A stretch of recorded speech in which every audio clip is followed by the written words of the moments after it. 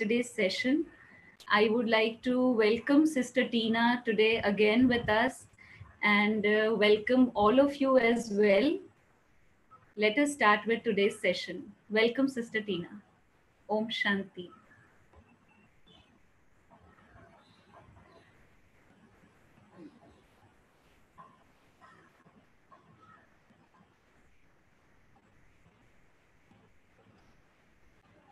Didi.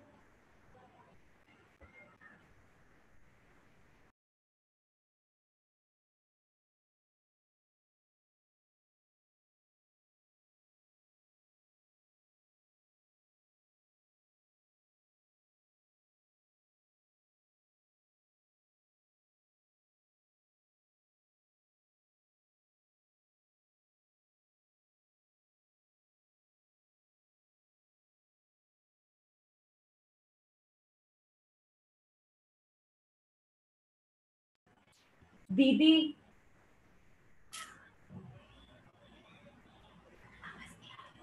अरे उसका आवाज ही नहीं आ रहा है, वो कब से बोले जा रही है.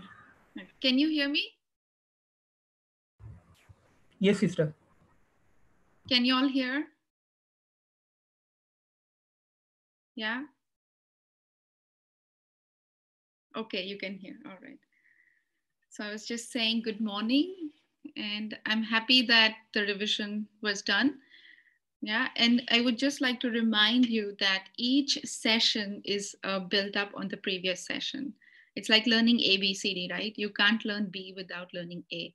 So if you haven't done first session, I would recommend or at least suggest that you make time to do that session, right? Because every time you're like building the blocks, you're making the foundation stronger, more you go into the depths of the lessons.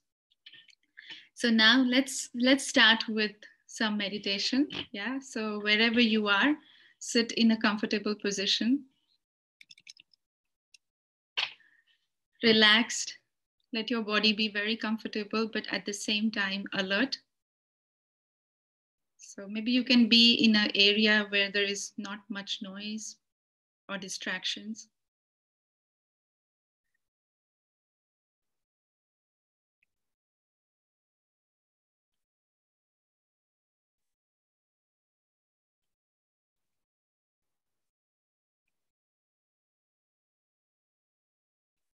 You all can see the screen, right? Okay. So if it is comfortable, then keep your eyes open and gently focus on this point of light.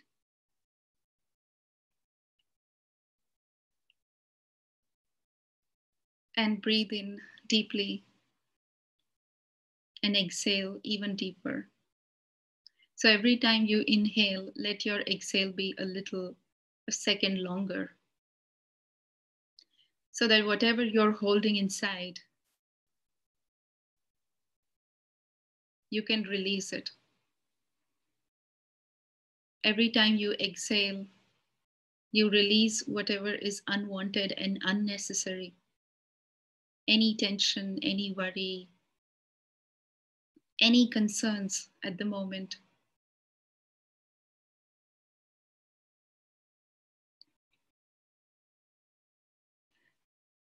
And realize as your breathing becomes slowly rhythmic and steady, realize that it is okay to slow down, both at the level of physical as well as mentally. Now I would like to offer you the greetings of Om Shanti. Om, I am. And Shanti is peace. So I honor the peace that I am. And I honor the peace that you are.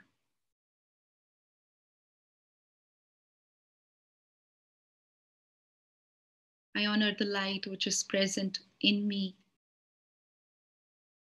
as well as the light which is present within you. Every time I say Om Shanti, I come closer to the state of being peaceful.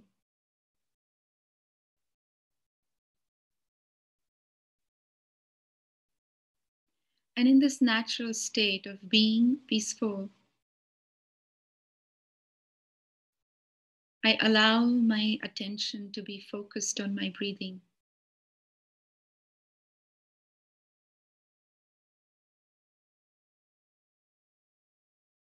Breathing is a very nice tool to remind us of the present moment,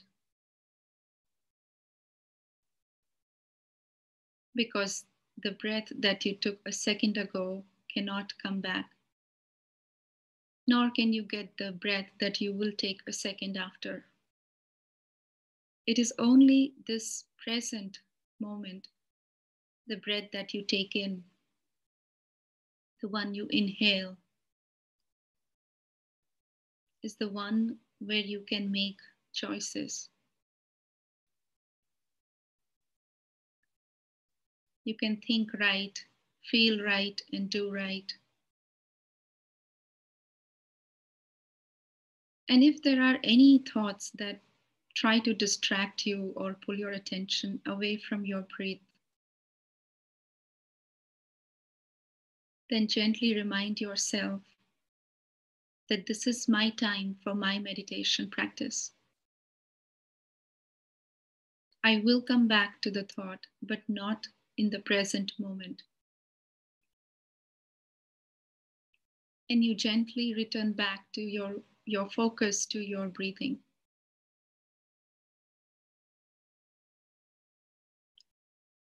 And now I would like to invite you to create a thought that I am loving. My natural quality is peace.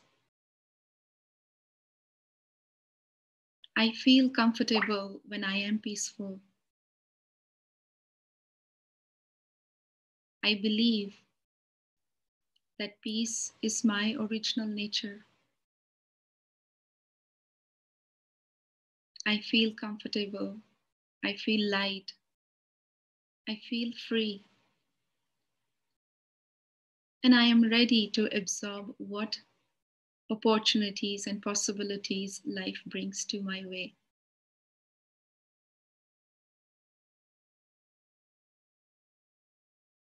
I am open to experimenting with new ideas.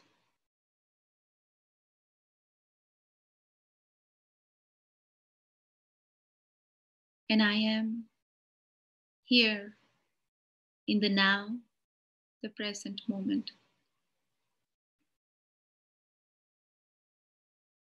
Om Shanti.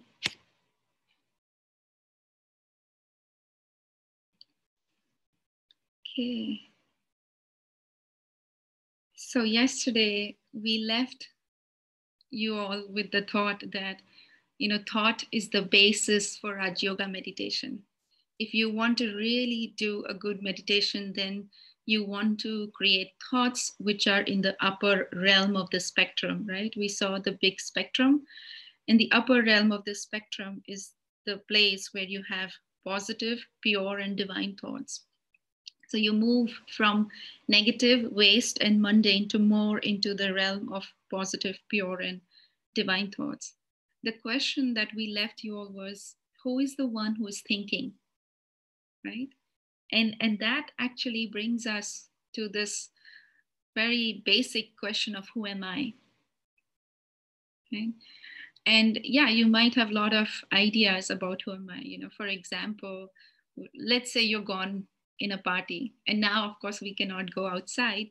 So let's say we all are partying on Zoom. We have a Zoom party, and you meet. It's a very nice party. It's welcoming, and everybody's inviting you. And in that moment, somebody comes to you and asks you, "Who are you?" And you can go on with a lot of answers. You can say something about your name, what your gender is, where you are coming from, what religion, what background, maybe your hobbies, maybe your profession. You might talk about your relationship with the host, or you might talk about your connection with the other people that there are at the party. You can talk about your favorite sports that you are engaged in, right? You can talk about many things. Hmm? But if we look at it, all of these things that we talk are based on 4 P's, right? The people that I'm connected to, possessions that I have in my life, position that I hold in the society, and profession that I am involved in. Majority of the things come from these 4 P's. The question is now, if I say my name is Tina or I am Tina, right? Tomorrow, if I go and change my name, right, can I say that I am somebody else now? I am still the same, right? But my name is no more the same. So the identity is changed. In science, they say that every 7 years, the cells in the body are changed. So then every time I see myself in the mirror, basically that's not who I am, right? Because I am changed every 7 years. But then I say, no, I am the same person. And whatever answers you give to this question of who am I, if I were to ask you at the age of 7 years old, right, when you were 7 years old, the answers would be a little bit different, right? So all of that tells us that what we are talking about is mostly the acquired things, or the labels that the society has given us, right? Or we ourselves have given us, for that matter. But the possessions that I have, or the position that I hold, or the profession that I am in, does not anywhere tell about who I am as a person, as an individual, right? So the things that tell me about who I am as a person are more invisible aspects of the self, right? And that's why there is this question, or this fest to try to find who I am, which is actually setting you on the journey of self-exploratory, or it is first step of spiritual development when you try to answer this question, who am I? And so we say that we call ourselves as human being, right? Human plus being, which is made of 2 things. And when you just look at human part of it, which comes from the Latin word humus, which is body, it is basically same, right? Made out of the 5 elements, made out of muscles, bones, and cells, right? But the basic constitution is the 5 elements.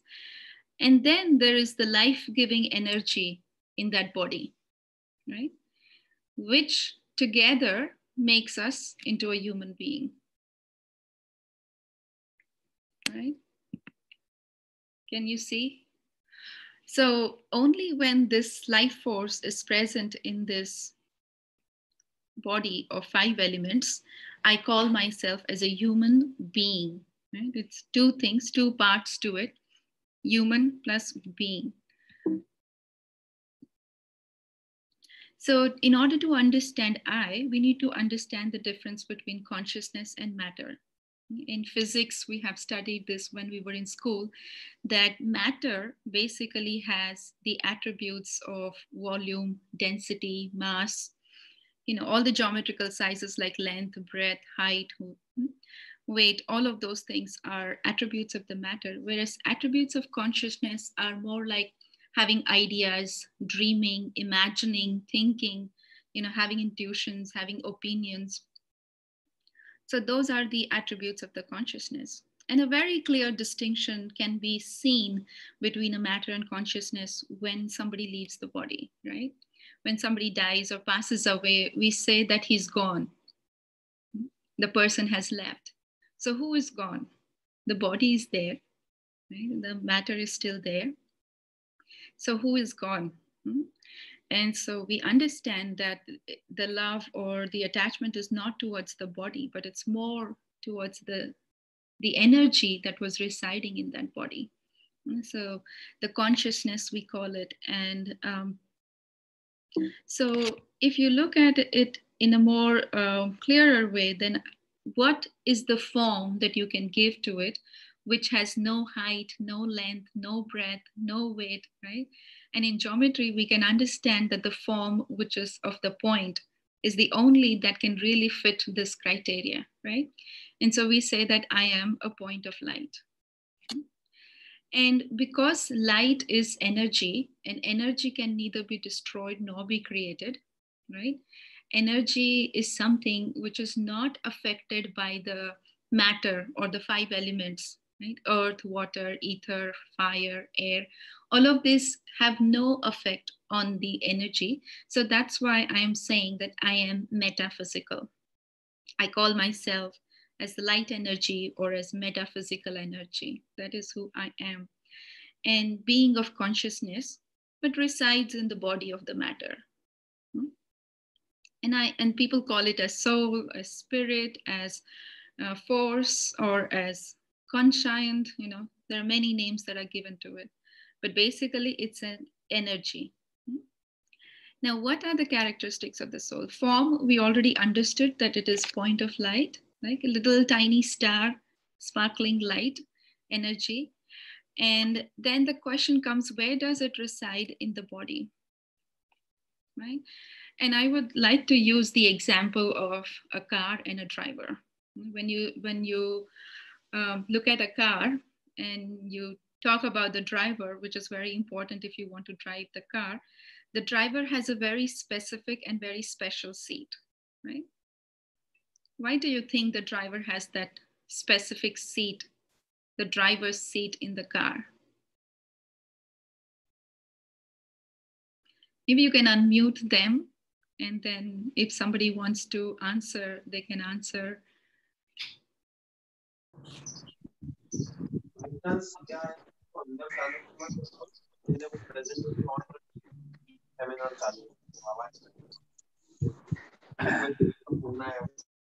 I cannot hear or understand you. Because he has the control over the vehicle, movement of the vehicle. Because he has the control. His seat is important in the car and special in the car. Right. Right, absolutely. So one of the main reasons is because the driver has to see the front, the back, the sides of the car so that he can have a better understanding of what's going on around him and he can drive properly. But also all the controls like the mirror, the brake, the accelerator, the steering wheel, which are important to drive, all of them are compacted in that little area. Now you can mute everyone. Yeah. That area. So that's why that's a very important seat for the driver. Now, there is one more thing. If you want to be a good driver, then you need one more thing. One is, of course, all the controls. But the second thing you need is you need to know where you want to go, right? Because if you don't know where you're going, if you don't know your destination, then you probably will be just wandering around. Or you might be trying to find the way, and then in doing so you can take, instead of taking right, you might take left, right? And so there can be confusion because of not knowing where to go. And when you are confused and driving, then people behind you are also confused, right? And so this is kind of what happens with our life. Sometimes we drive on autopilot, not knowing where we want to go, not knowing what we want to do, and it creates clashes between our relationships. And those clashes can become big eventually, right? Making the relationship sour. So creating confusion, not just in my life, but also in others' lives. So that's why it is important to know where I want to go, right? And so we say, according to the Brahma Kumari's understanding of knowledge, we say that the center of the forehead, behind the eyes, slightly near the pineal gland, is where the soul resides in this body. And it's mainly because all the senses of the body, right? The eyes, nose, ears, mouth, all of them are compacted over here. I can control the senses very easily when I am seated here. But the moment I forget where I want to go or what I want to do, then these senses begin to control me. And then there is confusion in my life, right? Because I forget that I am the driver, and the car is going wherever it wants to go. It's sort of like that. The lifespan, we say the soul is eternal. And because it's eternal, it's also immortal. It's indestructible in the sense, like I said, the five elements cannot destroy. The fire cannot burn the soul. The air cannot dry the soul. The water cannot make the soul wet, right? Or the bullets and bombs cannot destroy the existence of the soul. So, as a soul, I always existed and I always will continue to exist, right? So, there is no fear of death. I always am here, whether I am in this body or not. Yeah? It must be some other body, but I am always present. I'm never destroyed. Again, just to remind, energy can neither be created nor be destroyed. It can change forms. And so the soul can absorb, and it can absorb not just energy, but it can absorb ideas, it can absorb um, qualities of others, it can absorb influences that are in the external world. So it can absorb and it can transform in that sense, but then it is never destroyed. And then what is the purpose? My purpose to be in this body is that I can express and experience myself only when I'm in this body, right? So I cannot express myself when I am a soul alone, right? I need a body to express, to say something. I need this mouth. If I want to hear something, I need the ears, right? If I want to see something, I need these eyes. So I need this body to express and to experience the beauty that is around me. And so the innate characteristics of the soul, or the qualities, the primary colors that we say are peace, purity, happiness, love, wisdom, power, and bliss. Right? So just as when we talk about colors, there are 7 basic colors, right? 7 primary colors. But when you mix 2 primary colors, you can get secondary colors. So similarly, these are just the basic colors of the soul, basic qualities of the soul. But when you have peace, then the secondary qualities, for example, patience. When you have peace, then the secondary quality is you have tolerance. You know, so like that, each and every quality has many different more virtues attached to it. Yeah. So just as we for the body we have 5 senses, right? Similarly, the soul has 3 faculties, and the first is the mind. Mind is basically the faculty which thinks. So creating thoughts, imagining, dreaming, visualization, all of this is the function of mind. And it's a very powerful tool in the sense that whatever thought I create, I can instantly feel the experience of that thought, right? So there can be different kinds of thoughts that can come in my mind. And mind, if I don't control it, then it will start controlling me. In the sense, it will wander around like a monkey, right? It won't be in my control if I don't control it. It's just like when you have, for example, if you had a servant, right? And if the master is not powerful, then the servant will become the master, right? And the master will lose its mastery. So it's same thing. When I don't have control over my mind, then any and every kind of thoughts come up. And the way to treat my mind is to feed good thoughts to the mind, to think, to give it beautiful thoughts so that it can bring out beautiful thoughts, right? The second faculty is called intellect. So intellect is basically the one that discerns and decides. So when the thought comes in the mind, the thought then travels to the intellect, and the intellect is the place where which decides whether you want to bring that thought into action or no. So intellect discerns and decides what you want to do with that thought, whether you want to bring that thought into practical or no, right? The intellect is also called as the third eye. It is the intellect through which you can see. And they both work together in a very beautiful manner. For example, let's say you're sitting here, right? Be seated where you are. But I say in your mind, just get up and go to your kitchen, open the cabinet and take a glass, fill it with water. And now you open the refrigerator, you find a lemon there, you take that lemon, cut that lemon into half and squeeze it into the water. And now you drink that water.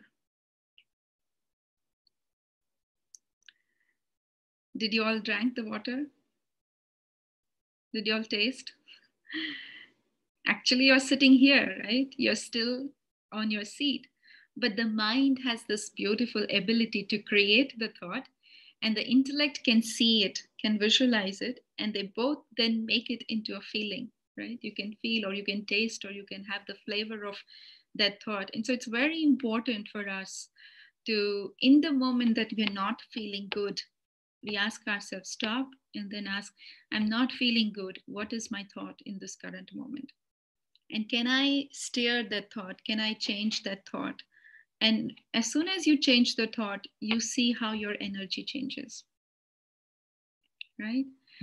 And then the third aspect of the consciousness is this Hindi word, sanskars, right? Sanskars are basically the experiences that you gain once you bring the thought into action. So when you perform an action, you get an experience, and that experience registers itself.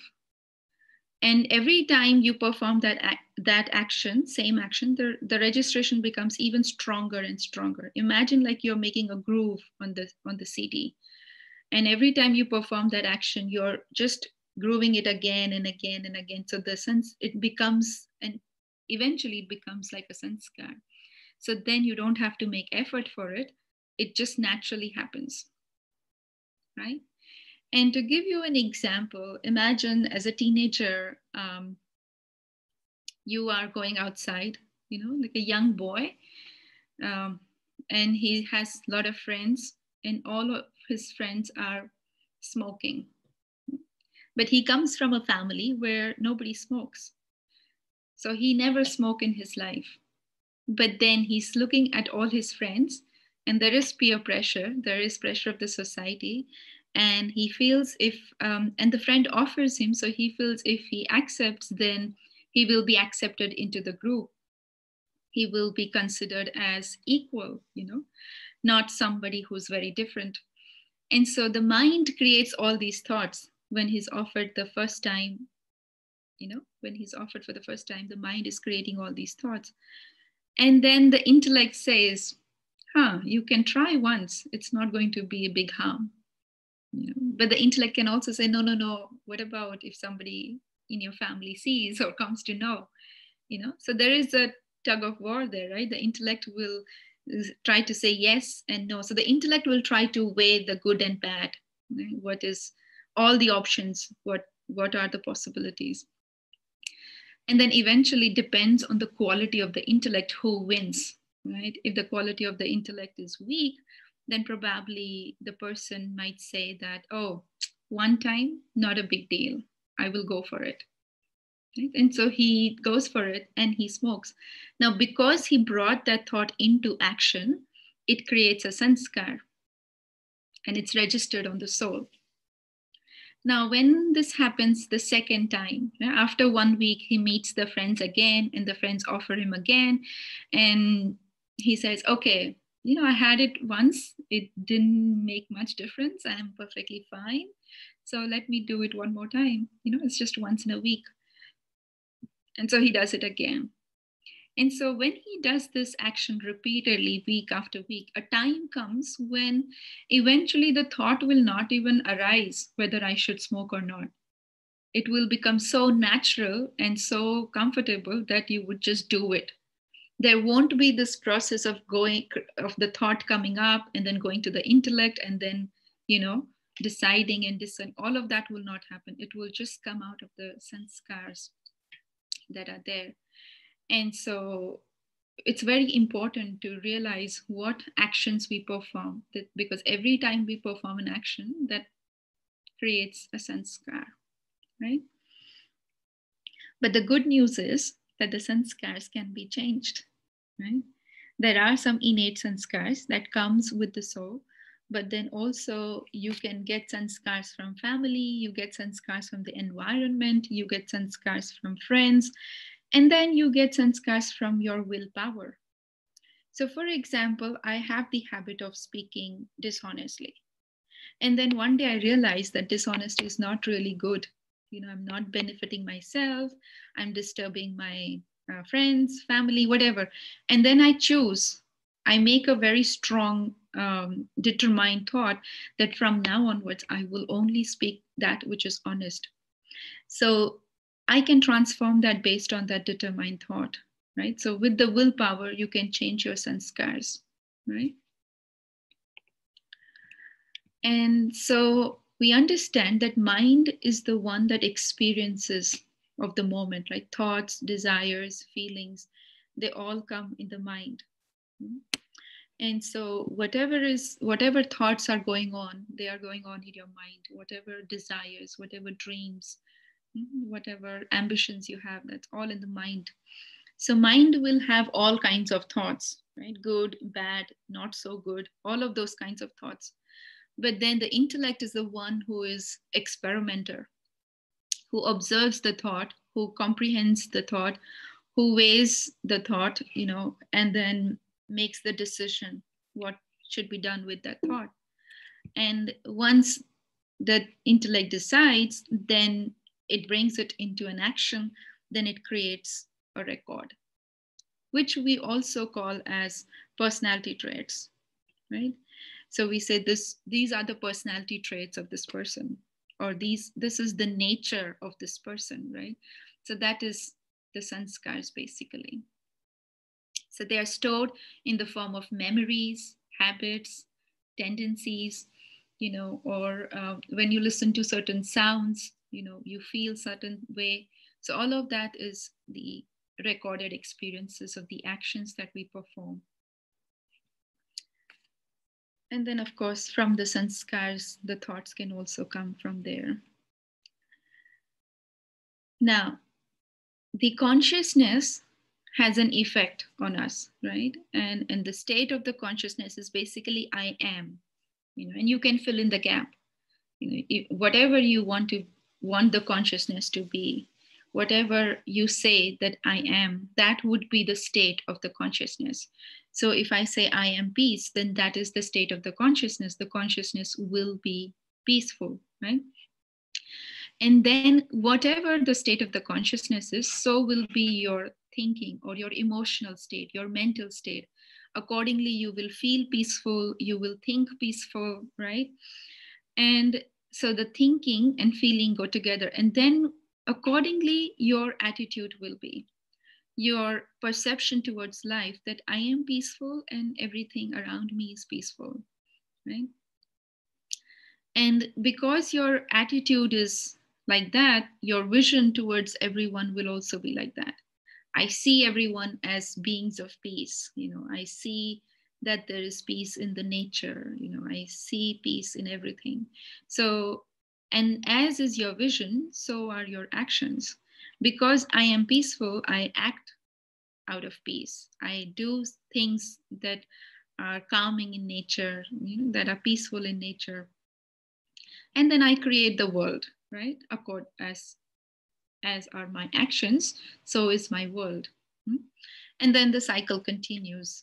So this is just general, right? This is a general concept of how the consciousness has an effect, but you can fill this with positive or fill this with negative. Now, the basis of filling it with positive or negative is on the relationship that you have with the body. It is very important to respect our body and to value the body, because without body, the soul really cannot function, right? The soul cannot experience, the soul cannot express itself. And so what is important here is this word right. Okay? So I need to have a right relationship between the soul and the body. And what it means is basically, for example, when you see in this picture, the horse rider here, does not have any reins to control these senses. Right? And when the reins are not in the control of the rider, then the rider is basically subject to influence. So you can see a hand over it, means there is an influence of something over the rider. And we call it in a broader term as body consciousness, because my senses are not in my control. So I end up seeing things that I don't want to see. I end up saying words that I don't want to say. I end up listening to things that I don't want to listen. I end up performing actions that I never intended to perform. So all of this happens because I am under the influence of the vices. And we will talk about the vices in greater depth in later lessons. But just briefly, algae is a synonym for it, like anger, lust, greed, attachment, and ego. So these are the vices. And of course, there is a big progeny of the vices, right? Like irritation, jealousy, hatred, animosity, comparison, competition, hatred. So all of these things then become part of our life, right? But the right relationship would be something like this, where the reins of every sense organ is in the hands of this rider, right? And when the rider has all the reins in his hands, he is able to manage and control them in a very beautiful way. And so the soul has mastery on the senses and can go very far, has no influence on it whatsoever, right? Whatever the soul wants to do is able to do. And in this state, the soul is actually able to experience those innate qualities of peace, purity, happiness, love, joy, right? All of those the soul can experience. But when the soul is in this state, then the soul is actually surrounded by all these vices. And so on the surface, this is what is seen, because you can't really go that deep when you are surrounded by all of this. Yeah. So the right relationship would be to have respect for my body, but at the same time, remember that I am the master of the body.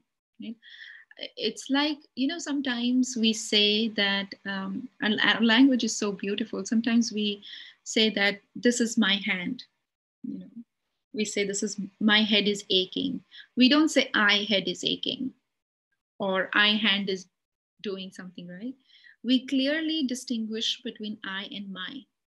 This is, for example, my house, right? So I say this is my house. I'm not saying I am the house. I'm very clearly making a distinction that yes, I own this house. This is my house, but I am not the house. So similarly, I have to tell myself that yes, this is my body. This is my profession. This is my role. This is my relationships. These are my responsibilities. But none of these is who I am. I am distinct. I am separate from my, right? And that's what is master consciousness or soul consciousness.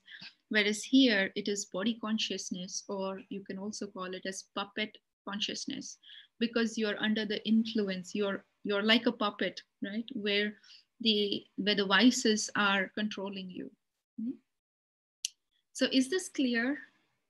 The difference between body consciousness and soul consciousness? Yeah.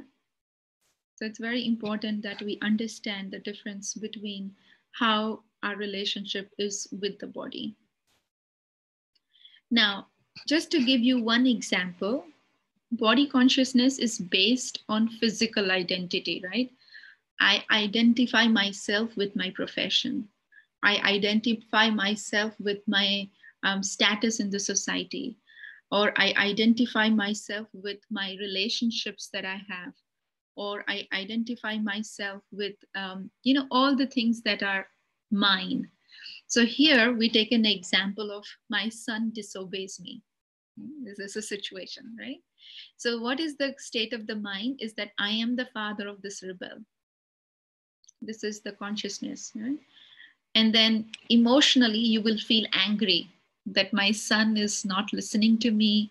I have to tolerate him all the time. The attitude would be that because I'm a father, because he's the son, He should obey me. He should respect me, right? So my attitude is of needing respect in that moment. And the vision I would have is this: I see him as a disloyal child. I see him as disobedient child. And so I will always try to threaten him strongly so that he would listen to me or he would try to obey me, right? I would act out of force. And the effect on the world would be that the relationship will become even more complex, right? My relationship is not going to become better if I'm going to shout at my child or if I'm going to threaten him or if I'm going to use force. The relationship is going to be even more complicated. And then the cycle continues, right? So, this is what is the effect of body consciousness. Now, if I am soul conscious, then I will say, yes, the same situation, right? My son disobeys me. But the state of the consciousness would be that I am a soul, he is also a soul, but there is a role that we are sharing of father and son. So I separate myself from the role that I am playing in this lifetime. Yeah. So the relationship is there, but then I am not I'm not father as such. I am just playing the role of a father, if that makes sense. And then the emotional state would be, I feel compassion for this child, for this soul. The soul is not able to understand, the soul is not able to comprehend. And so I feel compassion.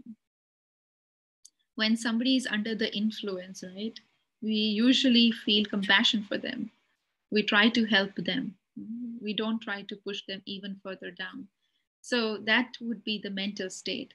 And the attitude would be that, okay, I have to be an understanding father. Let me try to understand the needs of my child. Let me see what would help him or how can I help him, right? So that would be your attitude. The vision you would see, I see the opportunity for learning for both of us. There is something that this role has to teach me. And that's why the situation has come in front of me to begin with. And so if I have this vision that, okay, both of us have to learn something out of this, so let's deal with it in a very elevated and dignified manner. And the action I will perform is I will call him for a friendly conversation, right?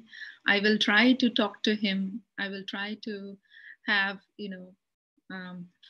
dinner with him or something where the conversation can take place, where I can try to understand him. And so the effect would be the relationship improves because I'm trying to understand, I'm trying to put in energy in that. And eventually you will see the son becomes more loyal. Yeah. And of course, this is not going to happen overnight, but this is a practice, right? And this is an example. And you can take any situation, but you apply it. It all begins here from the state of the consciousness. But the good news is you can break the cycle anywhere. If you are able to recognize that I am feeling angry or I am feeling irritated, this person always pushes my button, then immediately you try to catch yourself, observe yourself, and ask yourself, what are the thoughts I'm creating?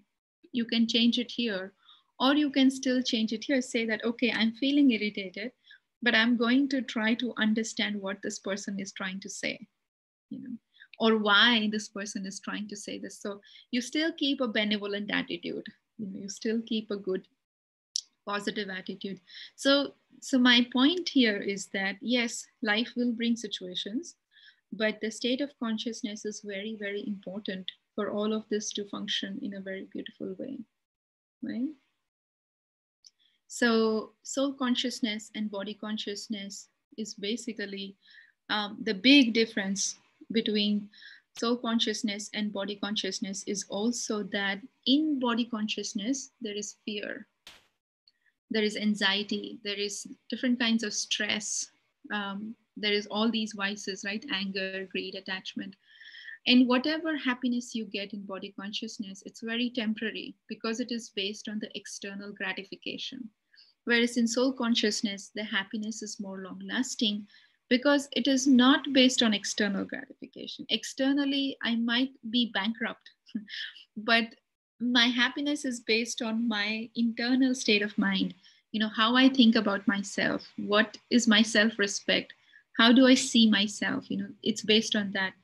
um, in soul consciousness, you're more peaceful, you're more light, you feel more loving, you feel more strong, right? In body consciousness, because you don't have control over your senses, that's why you might have habits of compulsion and addictions. Whereas in soul consciousness, you will respect your body. You will understand what I should feed the body, what I should give the mind, what I should do, for the healthy body, mind, and spirit. And so these are some of the very basic differences between body consciousness and soul consciousness. Like how, you will know that whether you are right now in soul conscious or you are operating out of body consciousness, right? And the moment you are able to catch yourself, right, that you're in body consciousness and you can shift that to soul consciousness, that is the whole journey, to kind of constantly trying to um, observe myself, pay attention to myself, and then change every time I find myself in puppet consciousness and move to more master consciousness, right? So this is my basically last slide. And what it tells us is that meditation is also comes with detachment. Detachment in the sense that, yes, I have a body, and it is through the body that I can experience and I can see the objects, I can sense what is happening around me, and what people are doing or saying, everything. Yeah, so I have the body and I have the roles to play, and because I have different roles, I can be a father, I can be a son, I can be a husband. At the same time, I can be a professor, I can be doctor, right? I can play multiple roles. And so with multiple roles, I have multiple relationships and responsibilities. But it does not matter, right? And then I have a story. With every scene in your life, every situation in your life, you will have a certain experience, right? You will have many events, many stories from your childhood to now. So yes, you have body, you have roles, you have story, but what you want to remember is that I am this light, I am soul, I am the energy, and I have all of this, but I am not this.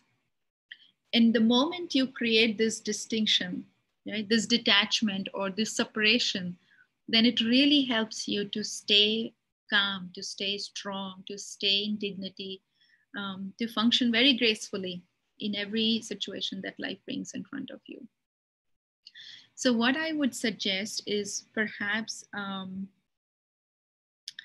just create a meditation place in your room if you possibly can, and create this habit, of keeping this place clean and simple. And every day you start your day with 5 minutes, if you can, just 5 minutes of meditation, and then end your day also with 5 minutes of meditation. And know that this is a practice, right? The more you do it regularly, the more you strengthen your spiritual muscles, right? You strengthen your spiritual awareness. And so regular practice will make you perfect. And if you have any doubt, any question, feel free to either put it in the chat box, or you can ask me now, or you can email to Sister Sharmila, But what is important is understanding every concept and then experimenting with those ideas that we are sharing here. So, for example, every morning you get up, right? And as soon as you get up, you want to remember that I am this light energy force. I am the master of this body.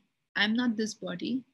Yes, I'm using this body, but I am the master of the body. I am peaceful. I am eternal.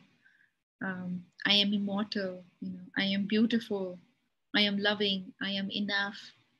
So when you create these thoughts first thing in the morning, then that really empowers you, and your whole day will be very beautiful. And so similarly, you keep reminding yourself anytime you feel otherwise, you don't feel so good, or you don't feel very happy, then you kind of remind yourself that I am consciousness, happiness is my innate quality. So then you, every time, the more you are aware of your innate qualities, um, of the soul's core characteristics, then more and more that will become natural to you, because every time you practice, it becomes your sanskar, right? Every time you bring it into action, it becomes your sanskar. So that's what I have to share. If you have any questions, maybe you can unmute everyone and then see if there are any questions.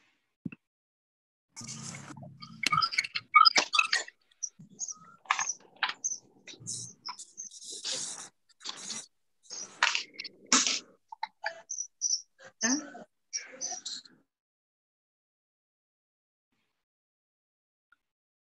Hmm? I think everything is clear. Okay, I think this brother has a question.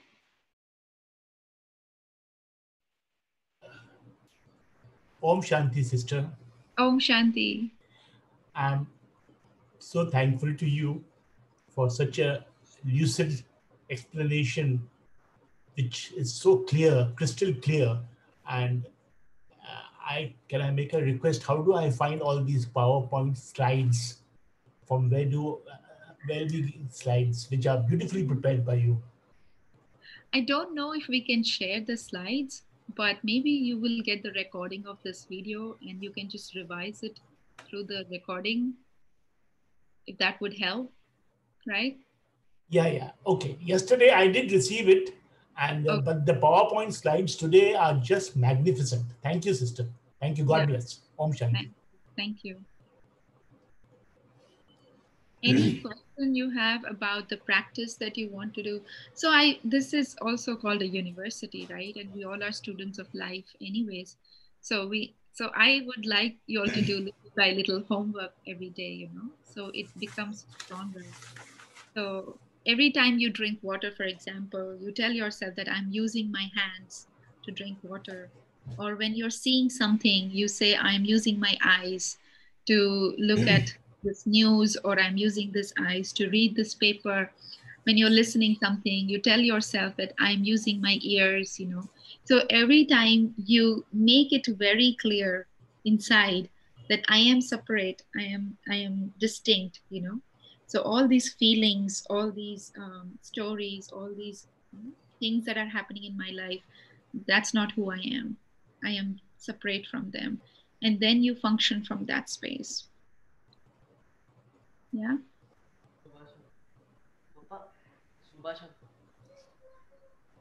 Zumorte. Okay, so if you all don't,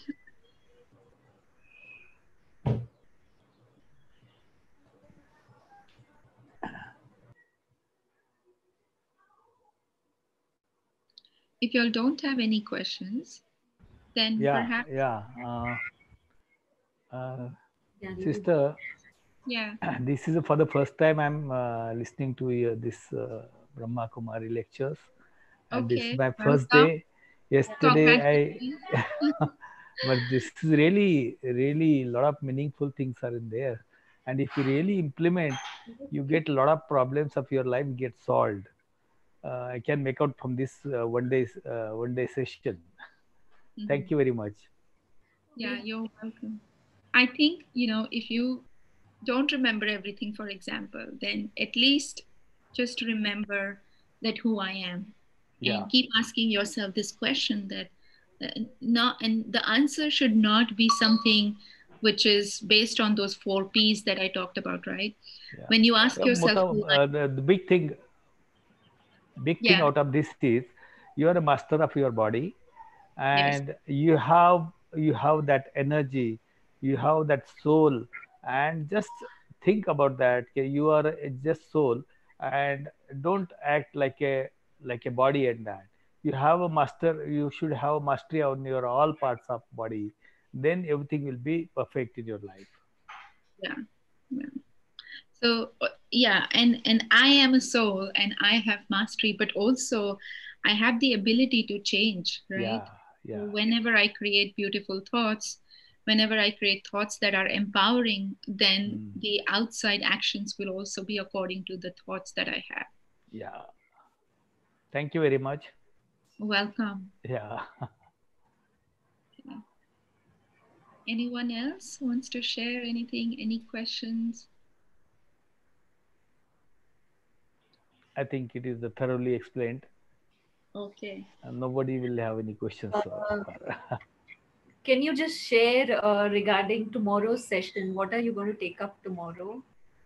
And Okay. Yeah. So we talked a little bit about our relationship with the body, right? And our relationship is also there with the source. So yes, I know now who I am. I know my qualities. I know my strengths. But then, even after knowing all of this, it's not enough to bring about the transformation that I want to bring in my life. So knowledge is one part. Yes, I understand and I know, and I will make, my best efforts. But then you need support. You need power from the source so that you can bring about the transformation that you desire. And so we will learn about our relationship and who the source energy is, and what are the qualifications, and why we call him as God, and what are the attainments when I have a relationship with God. So all the aspects about the source, we will look at it tomorrow. Yeah. Sure, sure. Thank you. So yeah, welcome. And I'm really happy to see you all. And I congratulate you all once again for taking this step to bring the practice of meditation in your life. Because more you have this practice, more you will, know what you want in life, what you want to do in life, and where you want to go further ahead. So we appreciate everyone's presence. And now we will end with a small meditation. Okay. So, once again, I invite you all to sit comfortably.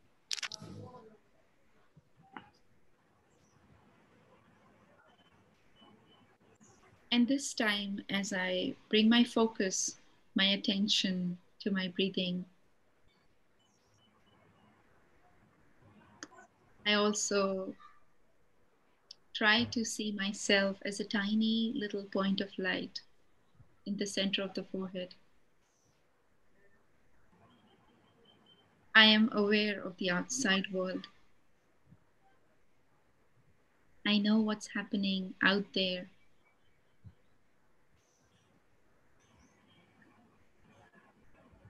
I can hear and I can feel the sounds. But I gently detach myself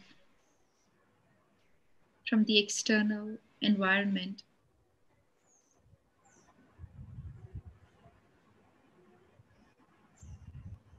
And I see myself as a light energy, the energy that resides in this body, makes this body function as an instrument that I have to express myself and to experience.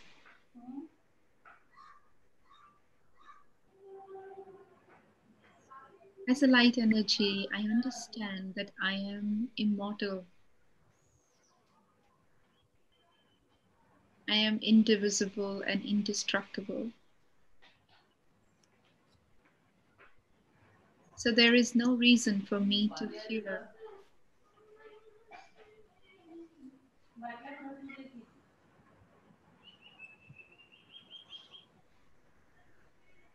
I stay strong with this awareness that energy can neither be destroyed nor be created.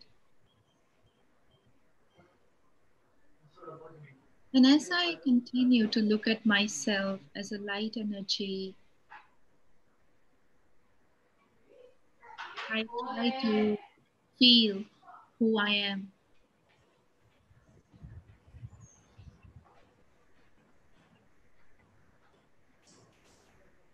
I am peaceful. I am loving, pure, divine energy.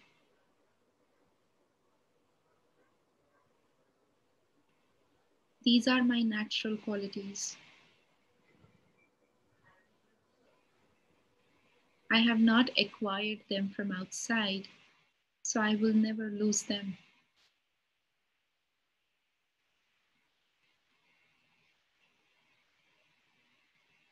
The more I feel and believe that I am peace, the more I vibrate and radiate that energy into the atmosphere.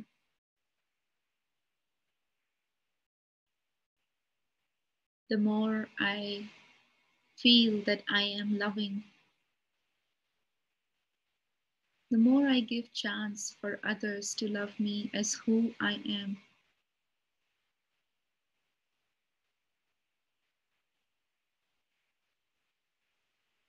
Every time I remind myself that I am strong and powerful,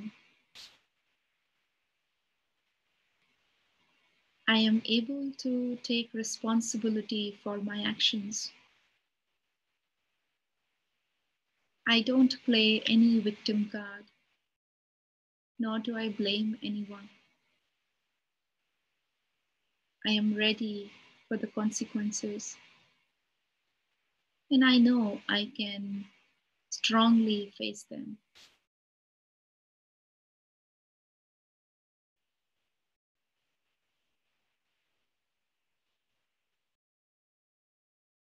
As a light energy, I have the innate quality of being happy. So, no matter what situation life brings, I continue to nourish my soul with the quality of happiness.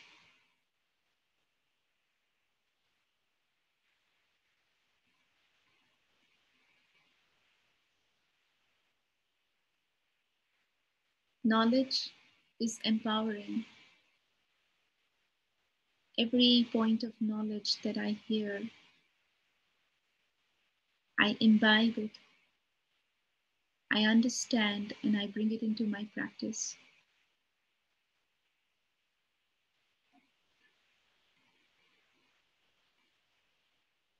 In any moment I get throughout the day, I use the mantra of Om Shanti.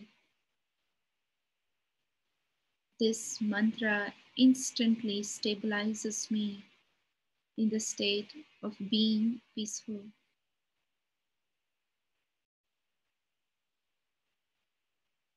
Peace is empowering.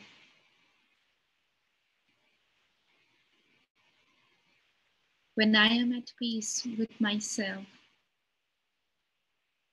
I am free from waste, free from what others will think. And this freedom allows me to express my energy of peace to every relationship and connection that I hold. I bring the energy of peace with me in every scene of my life.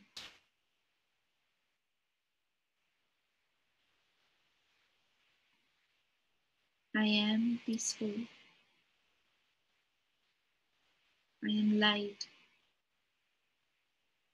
I am beautiful. And I continue to radiate my energies throughout the day by simply being aware of who am I.